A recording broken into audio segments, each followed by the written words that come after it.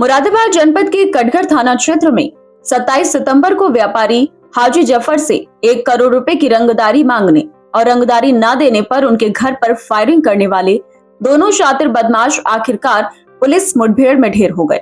यह वही घटना थी जिससे शहर के व्यापारियों और एक्सपोर्टर्स में दहशत फैल गई थी।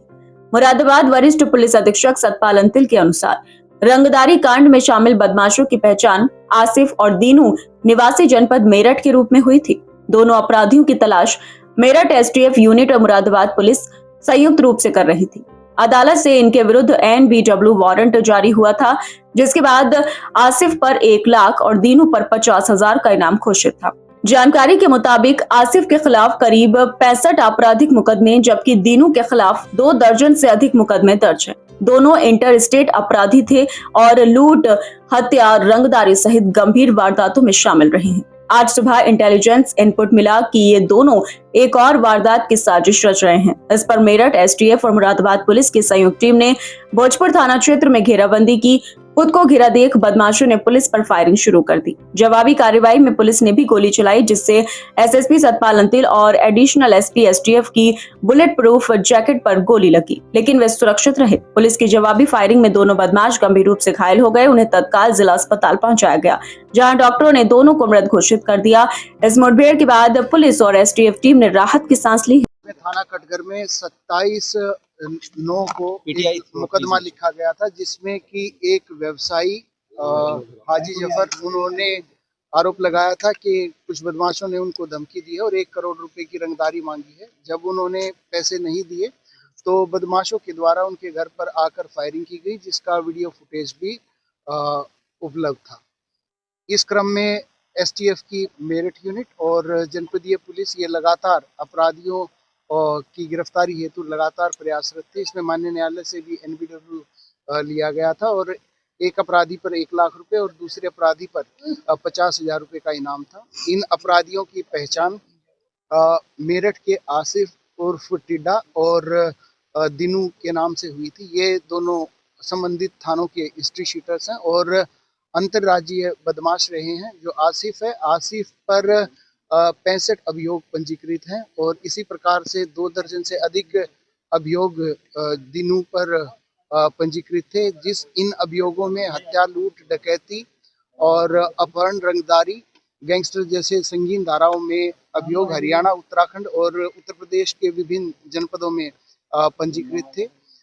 इनकी आज काफ़ी इंटेलिजेंस गैदरिंग के बाद इनकी सूचना मिली थी कि ये दोबारा से वहां पर एक बड़ी घटना को अंजाम देने के लिए सोफिस्टिकेटेड वेपन से आए हैं और इनके द्वारा एक वाहन भी इस संबंध में लिया गया और हम लोगों के द्वारा जब ये चेकिंग की गई तो उस दौरान इन बदमाशों के द्वारा पुलिस पार्टियों पर फायरिंग की गई और उस फायरिंग में बेसिकली जो पुलिस पार्टियां थी उनका एसटीएफ यूनिट का नेतृत्व एडिशनल एसपी ब्रजेश सिंह और मेरे द्वारा किया जा रहा था और हमने वहां पर बेसिकली टैक्टिक्स का यूज करते हुए उनको रोकने का प्रयास किया, परंतु उनके द्वारा ताबड़तोड़ फायरिंग की गई और करीब 12 से 1 दर्जन से ज़्यादा राउंड उनके द्वारा वहां पर फायर किए गए, जिसमें हम लोगों की बुलेट प्रूफ जैकेट पे भी गोली लगी और जवाबी कार्रवाई में जब उनको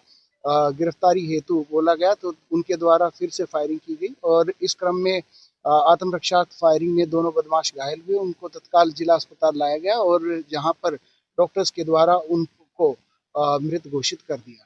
क्रिमिनल्स इनके पास से बरामदगी में एक गाड़ी और एक 30 बोर का कार्बाइन और 3 इनसे 32 बोर के पिस्टल बरामद हुए हैं और भारी संख्या में 30 और 32 बोर के कारतूस भी बरामद हुए हैं।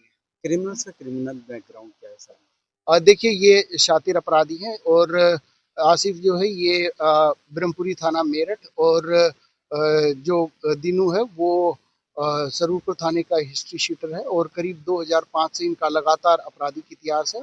संगीन धाराओं में जैसे मैंने बताया अभियोग पंजीकृत है, इंटर स्टेट क्रिमिनल्स हैं और इन पे हरियाणा, उत्तर प्रदेश, उत्तराखंड और उत्तर प्रदेश के विभिन्न जनपदों में अभियोग पंजीकृत है और हरियाणा से सजा याफ्ता भी रहा है।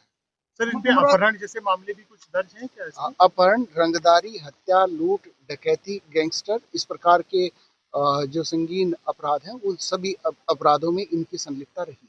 मुरादाबाद की कौन सी घटनाओं में ये वांछित थे जिनके चलते देखिए, मुरादाबाद में 27 सितंबर को एक कटघर थाने में मुकदमा लिखा गया था, जिसमें एक व्यवसायी के द्वारा आरोप लगाया गया था कि फोन से इनसे 1 करोड़ रुपए की रंगदारी मांगी गई, और जब उनके द्वारा इनकी इच्छाओं की पूर्ति नहीं की गई तो इनके द्वारा उसके घर पर आकर उनको जान से मारने की नीयत से फायरिंग की गई, और उसमें वीडियो फुटेज और वहाँ पे जो लोग थे उन्होंने भी इस चीज़ को देखा, और यहाँ पर व्यवसायी और एक्सपोर्टर्स के मन में काफ़ी भय उस घटना से उत्पन्न हुआ। इनके पास से एक कार्बाइन 30 बोर और 3 पिस्टल 32 बोर और 30 और 32 के इनकी भारी संख्या में इनके पास से कार्ट्रिजेस प्राप्त हुए।